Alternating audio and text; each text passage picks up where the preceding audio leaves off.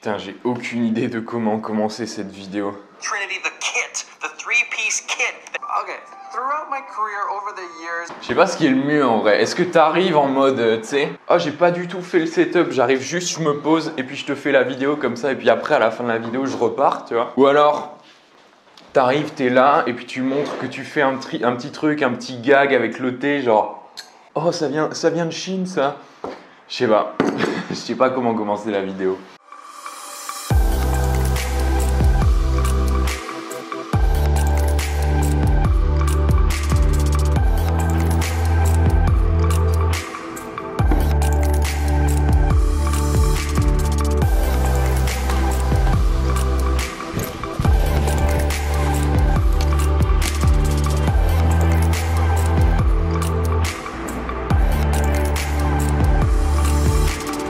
Et salut mon ami et bienvenue dans cette nouvelle vidéo. Et aujourd'hui j'aimerais t'apprendre, j'aimerais te donner les plans que tu peux filmer dans une vidéo pour qu'elle ressemble à quelque chose tout simplement.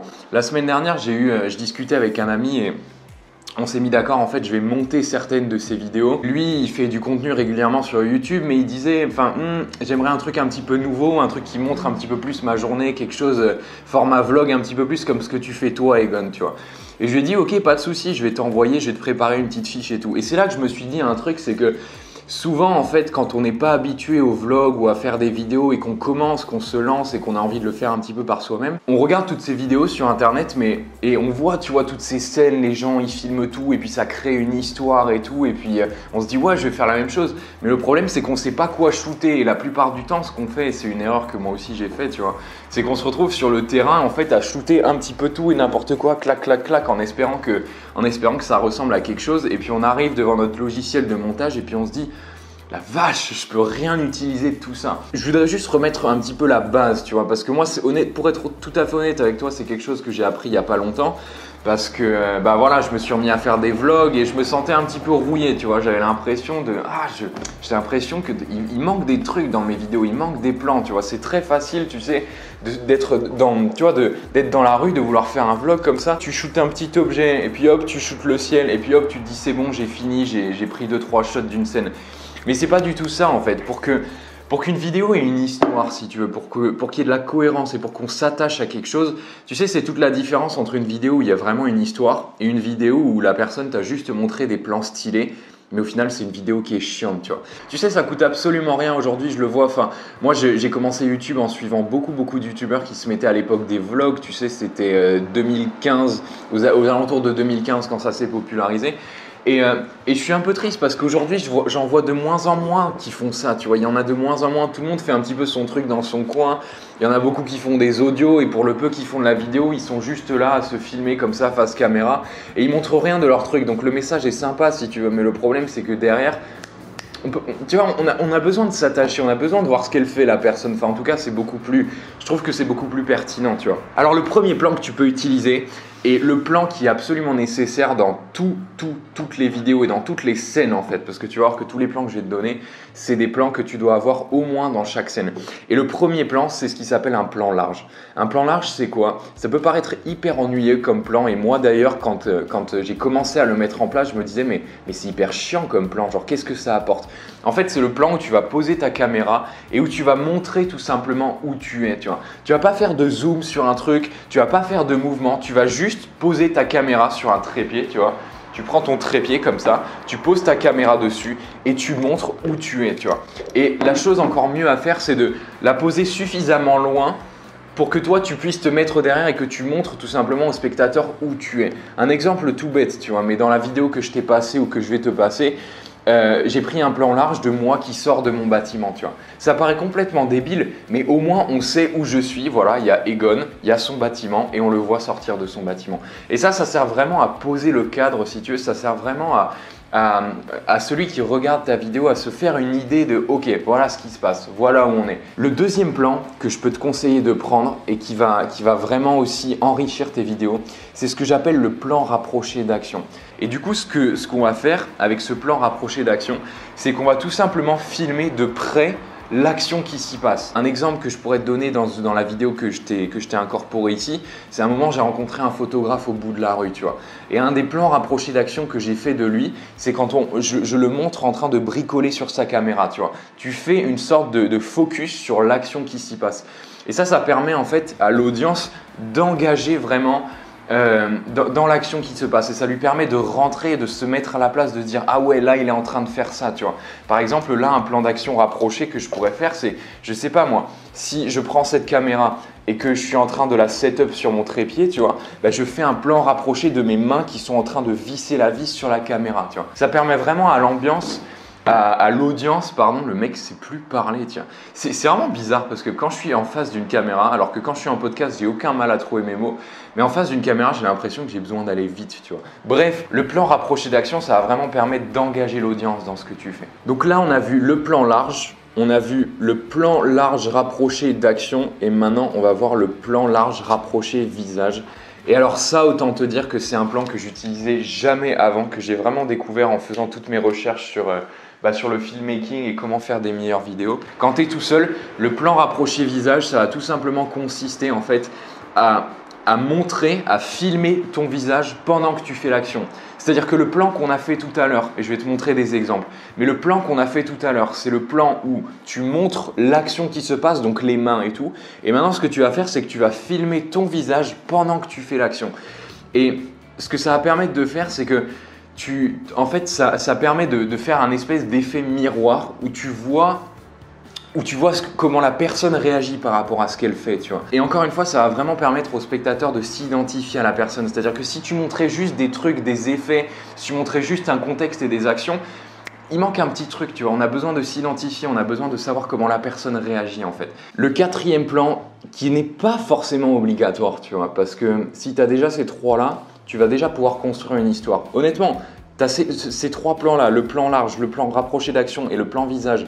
Si tu les shootes pour chacune de tes scènes, et tu peux en shooter des variations, tu vois, par exemple pour la même scène, tu peux shooter sous deux angles différents, comme ça te donne beaucoup plus de matière, tu vois. Mais si tu as déjà ces trois-là, tu es déjà bien. Maintenant, il y en a un quatrième qui est important, c'est ce que j'appelle les plans de transition. Et ça, c'est pareil, c'était un truc sur lequel j'étais très très mauvais. D'illustrer le fait que tu as bougé dans ta journée. Souvent, si tu fais un vlog ou quelque chose comme ça, bah, tu vas bouger d'endroit à endroit.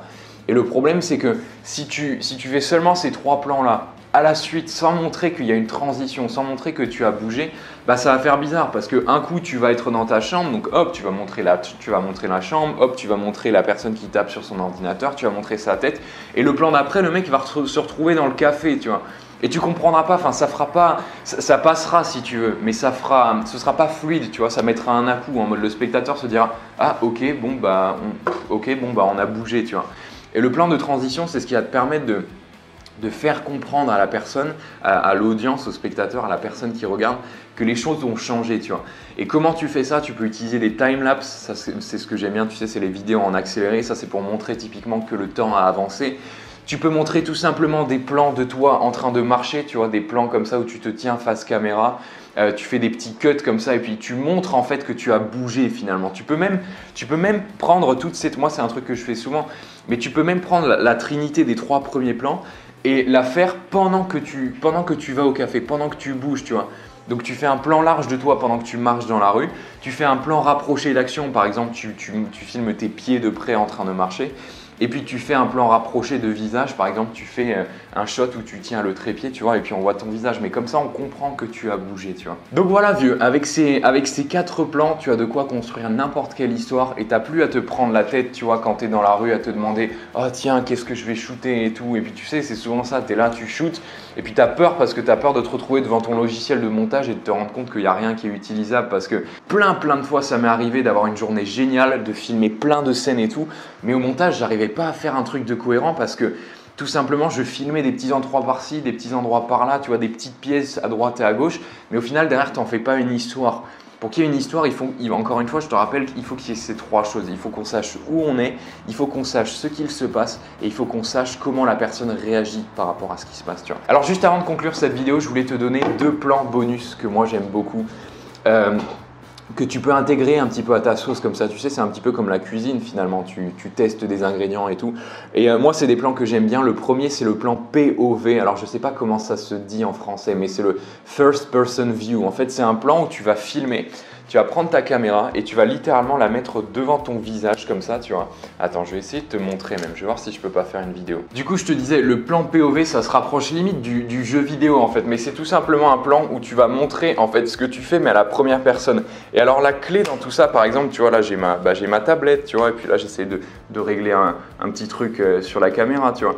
Et la clé de ce plan-là, parce que au début, on va avoir tendance à juste garder la caméra comme ça, tu vois, et à faire des mouvements un petit peu pas naturels. La clé de tout ça, quand tu fais ces plans-là, et quand tu arrives vraiment à le faire avec cette technique-là, je te jure, ça rend un truc de fou. La clé, en fait, c'est de caler la caméra devant ta tête et de ne pas réfléchir à quel mouvement de caméra tu vas faire, mais à adopter les mêmes mouvements que tu aurais avec ta tête, tu vois. Par exemple, là, avec ma tête, j'ai tendance, tu vois, là, j'ai envie de regarder à droite, et puis là, je regarde vers le ciel, tu vois, et puis hop, là, je me reconcentre, tu vois. Et c'est seulement quand tu réfléchis en termes de comment… Juste, en fait, tu réfléchis pas à la caméra. Tu fais comme si tu regardais juste avec ta tête et ça donne un mouvement beaucoup plus naturel et ça permet vraiment de mixer ces plans-là dans tes vidéos. Et le dernier plan bonus, c'est ce qui s'appelle l'insert. C'est des plans, en fait, où tu vas pas te filmer toi. C'est des plans où tu vas pas filmer la scène. C'est des plans où tu vas pas filmer ton action, mais tu vas tout simplement filmer des objets de près, tu vois. Juste pour mettre du contexte. Par exemple, tu montres une scène. Tu vois là, par exemple, hop, j'ai ce petit, si ça veut bien focus. J'ai ce petit, tu vois, j'ai ce petit couvercle Canon. Puis tu peux faire des petits mouvements comme ça de rotation, tu vois. Là, pareil pour la caméra. Hop, hop, je fais un petit mouvement de rotation. Et ça, et les inserts, ça permet d'enrichir la scène, tu vois. C'est un petit peu pour donner plus de détails à la scène, pour qu'on sache où on est, tu vois. Ah là, par exemple, il y a une planche de surf avec des notes dessus, tu vois. Ah là, il y a une citation stylée. Tu vois, tu peux vraiment faire des inserts comme ça, par-ci, par-là. Pour donner plus de d'onctuosité à ta scène. Et comme ça, si tu utilises vraiment tous ces plans-là, tu vas montrer où tu es, tu vas montrer ce que tu fais, tu vas montrer comment tu réagis, tu vas montrer aussi les objets qui sont dans ton environnement, tu vas avoir des transitions qui vont permettre à celui qui regarde ta vidéo de comprendre le mouvement de la vidéo, ce qui se passe dans ta journée. Et tu vas avoir aussi des plans stylés où tu vas te montrer à la première personne et où on va vraiment pouvoir s'identifier et s'associer à tes actions.